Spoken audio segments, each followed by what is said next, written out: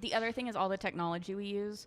So we actually have the electronic menus that I learned about through that mastermind, Menuvative.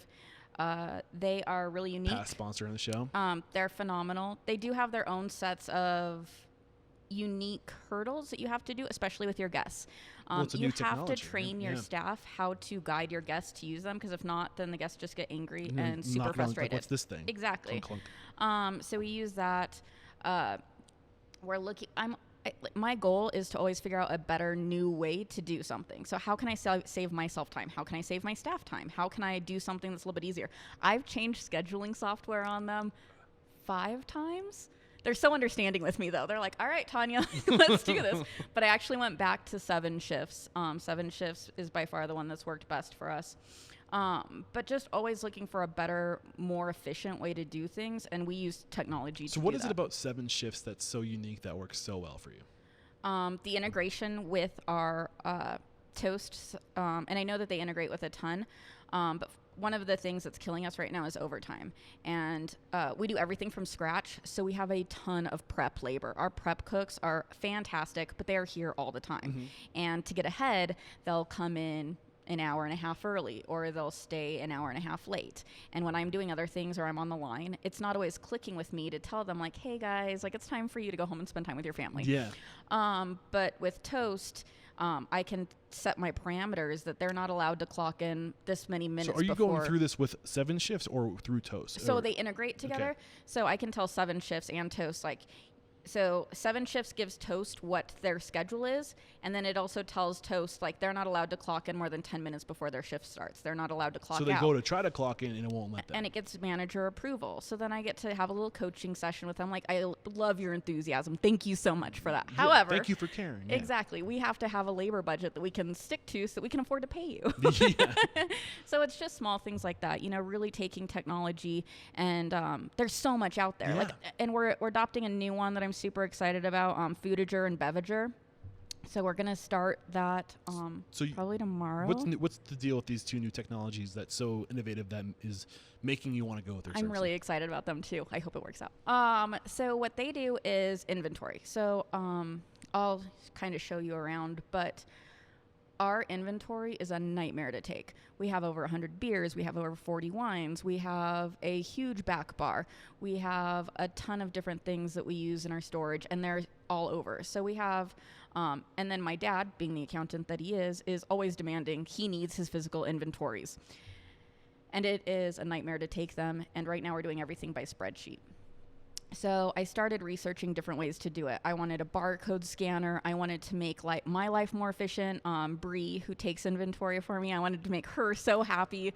So I started investigating all these different companies, and the ones that weren't restaurant specific, I couldn't make them work with the different case sizes and, you know, liquids. Like, I need to measure liquids here, and I need to measure pounds here, and I need to do this, and I need to do that.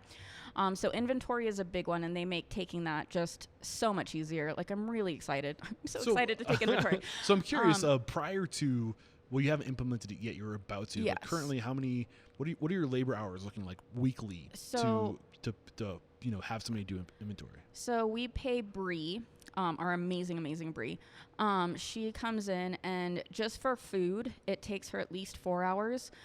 For liquor, we have to help her, and that takes her at least that's her time and your time. Yeah, and it's at least another 5 to 6 hours. So that's like 10 hours of time, which doesn't sound like much, but it really is, because that's only to take the physical inventory. Week. Yeah, and then we have to import it into the system. Yeah. No, so you got 40 hours. How much? What value between your time and her time and everybody's time would you put on that 40 hours a week? I mean, we pay her $15 an hour, which doesn't sound like, you know, oh, that's not too bad. But then I have to take my time out of it, especially like with the training process. And we're constantly getting new beers, and we're constantly getting new wine. So I have to keep those up to date. And if I don't, that makes her life harder. And then once she gives me that, I have to import it into, you know, our actual spreadsheets on the computer. And it's just, I mean, for their services, it's not cheap. It's like $300 a month. Plus your time. But we're looking at least $400 a month, right? At least. Just to do inventory. How much time is that going to knock down having these systems? How much? I mean, you're going to pay for the service. How much? What's the monthly fee for the service? It's not cheap. It's $300 a month for both sides. But the other thing that they do, which I'm super excited about, is they completely streamline ordering. You input all your different vendors and all your different products, and you can order basically like as if you're ordering through Amazon. And so how much time does that save you? Oh my God, a ton, because only one of our vendors is set up electronically. Only one, which baffles me. In 2019, the only one I can actually go on and enter it electronically. Everything else, I have to look at my spreadsheet, see what I'm ordering from that vendor, go in, send them an email like, hey, this is exactly what I need. And then sometimes like we're getting our wires crossed, so they send me the wrong product because I didn't include the product number. But then recipe cards, they do really, really good, cool things with their recipe cards and recipe costing. So there's a ton of added value. And I'm so excited. The other variable too. You're paying this person to do inventory. Now they can redirect their attention to something else. So you're compounding that time. You're getting you're freeing up that time to be better at something else, right? So where do you hope you redirect this time now that you have these systems? So with her, I keep laughing. She's amazing. So I told her as soon as I get her trained up on inventory, she's taking over scheduling because I hate scheduling. Yeah.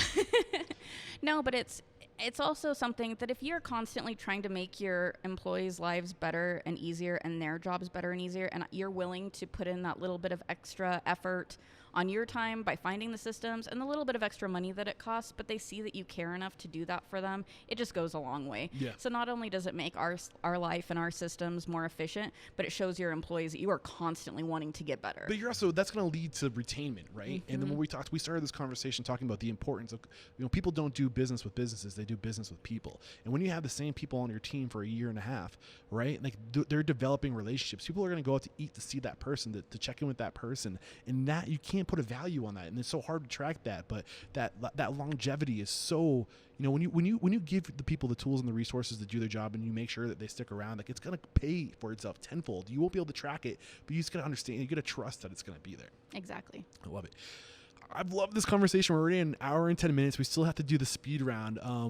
Reflecting back, so I think we covered a lot of the things that you've done well. Knowing what you know now, what's the one thing you would have done differently to make your life easier up to this point?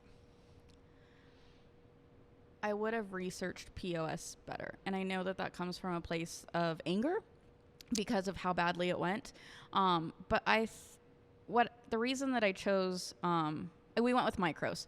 But it's not Micros' fault what happened because it was a local vendor. So I'm not really holding them responsible at all. But how I chose them was probably one of the worst ways that I made the decision. What I did is I wanted all of these technologies. I wanted Table Up at the time, and I wanted hot schedules, and I wanted this bar inventory that actually read the pours, and there was a couple other ones. Yeah, no. Bevintel.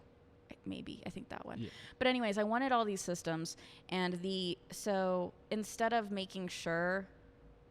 So I wanted all these systems, and I found that there were only basically two big POSs that I could go with that all of these littler, newer companies had already integrated with. Micros and Aloha. And so I made my decision by backing myself into a corner from auxiliary technologies instead of focusing on the like, primary. Yeah, your POS is the heart and soul of your communication in your restaurant, and it is so important. And while all these different technologies, I love them and I'm totally geek out on them and I'm crazy about them, but putting the priority where it needed to be and really figuring out the best solution instead of just putting myself into a corner and then deciding between two different companies. And it obviously went really, really bad for us, but I would have done what I do so well, and I would have actually researched every company that I had access to and really made a better, more informed decision. So I think that's one thing that I would have done 100% differently. That would have created a different spot. But we've gotten over it. We persevered. We've done some really, really great things, and I'm so proud of what we've accomplished.